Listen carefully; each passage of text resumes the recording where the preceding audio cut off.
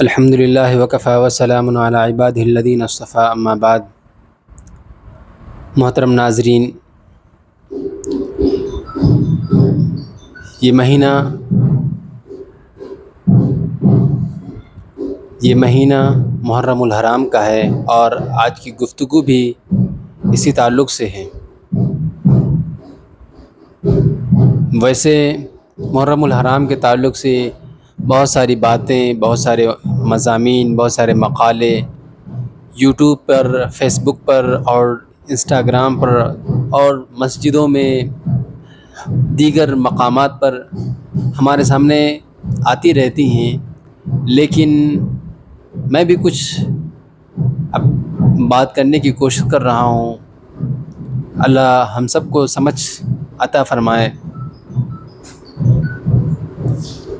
ناظرین کرام، محرم الحرام، جب ہم کسی سے پوچھتے ہیں کہ محرم الحرام آپ کیوں مناتے ہیں، تو وہ سیدھا سا اور بہت ہی آسان لفظوں میں یہ کہتا ہے کہ ہم سیدنا حسین رضی اللہ تعالیٰ عنہ کی یاد میں محرم الحرام مناتے ہیں۔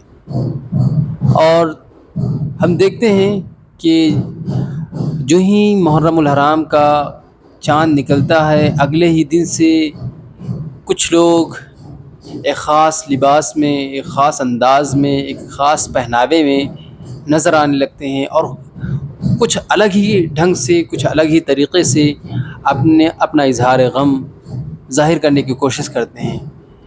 اور ان کا انداز کچھ یوں ہوتا ہے کہ کچھ لوگوں کے ہاتھ میں ڈھول تاشا، کچھ لوگوں کے ہاتھ میں ڈی جے کی شکل میں، اور بہت ساری طریقے سے اپنے غم کا اظہار کرتے ہیں۔ لیکن میرا سوال یہ ہے کہ کیا یہ طریقہ جو اپنایا گیا ہے، یہ غم کا اظہار ہے یا خوشی کا اظہار ہے؟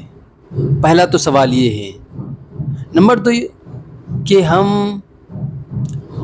میرا دوسرا سوال یہ ہے کہ اللہ نہ کرے کہ آپ کے گھر میں یا ہمارے گھر میں بائی ایکسیڈنٹ کسی کا ایکسیڈنٹ ہو جائے یا کسی کا انتقال ہو جائے، تو کیا ہم اس کے گھر کے سامنے، اس کے دروازے پر اسی طریقے سے ڈھول تاشا، ڈی جے گانے بجانے کا نظم کرتے ہیں، اس کا اہتمام کرتے ہیں؟ کیا ہم کر سکتے ہیں؟ اگر کوئی آدمی غم میں مبتلا ہے، کسی کے یہاں میت رکھی ہوئی ہے، تو ہم اس طریقے کی حرکات کر سکتے ہیں؟ سوال یہ ہے۔ اگر ہم ایسا کریں گے تو سامنے والا ہمارے ساتھ کیا حشر کرے گا؟ ذرا اس پر بھی غور کیجیے۔ ظاہر سی بات ہے کہ ہم نہیں کرتے ہیں اور ہرگز نہیں کرتے ہیں، لیکن جب ہم اپنے پیاروں کے لیے، اپنے دوستوں کے لیے، اپنے یاروں کے لیے یہ ساری چیزیں مناسب نہیں سمجھتے کہ ان کے انتقال پر ڈھول تاشا بجایا جائے، ان کی میت پر ناچ گانے کیے جائیں، ڈی جے بجائے جائیں، تو پھر میرا سوال یہ ہے کہ اس ذات اقدس جو ساری دنیا کے لیے رہبر اور رہنما بن کر آئی، اس کے نواسے کے ساتھ اس طریقے کی سلوک کیا زیبا دیتا ہے؟ سوچنے کی بات ہے۔ میں آپ سے حرام اور حلال کی بات نہیں کرتا ہوں، میں ایک لاجیکل بات کر رہا ہوں جو سمجھ میں آنے والی بات ہے۔ اور تیسری بات یہ ہے کہ ہم تعزیہ رکھتے ہیں کہ حضرت حسین رضی اللہ تعالیٰ شہید ہوئے۔ ماشاء اللہ، آپ تعزیہ رکھتے ہیں، بہت اچھی بات ہے، لیکن سوال یہ ہے کہ تعزیہ جو جہاں بھی رکھی جاتی ہے وہ صرف ایک ہی رکھی جاتی ہے، ایسا کیوں؟ ہونی تو چاہیے کہ 72 ہوں، کیونکہ اس قافلے کے اندر جو لوگ موجود تھے وہ تو 72 تھے۔ تو آپ رکھ رہے ہیں سنگل تعزیہ، تو ظاہر بات ہے کیا وہ اہل بیت میں سے نہیں ہیں؟ باقی لوگ صرف حضرت حسین رضی اللہ تعالیٰ اہل بیت میں سے ہیں؟ یہ بات نامناسب معلوم ہوتی ہے۔ اس طریقے ظاہر سی بات ہے ہم کہیں نہ کہیں کسی نہ کسی طریقے سے دوسروں کے ٹریپ میں پھنس چکے ہیں، دوسروں کے بنائے ہوئے جال میں پھنس چکے ہیں، حالانکہ یہ ساری رسومات، ماتم کرنا، تعزیہ رکھنا، یہ سیدنا حسین رضی اللہ تعالیٰ عنہ کی شہادت کے 200 سال بعد ایجاد ہوئی ہیں۔ عزیزان گرامی، ایک روایت ہے جس کا مفہوم میں آپ کو بتاتا چلتا ہوں کہ اللہ کے رسول صلی اللہ علیہ وسلم سید حضرت ہانی رضی اللہ تعالیٰ عنہ کے یہاں آرام فرما رہے تھے، اور اچانک نیند سے بیدار ہوئے تو ام ہانی رضی اللہ تعالیٰ عنہ نے پوچھا کہ کیا بات ہے؟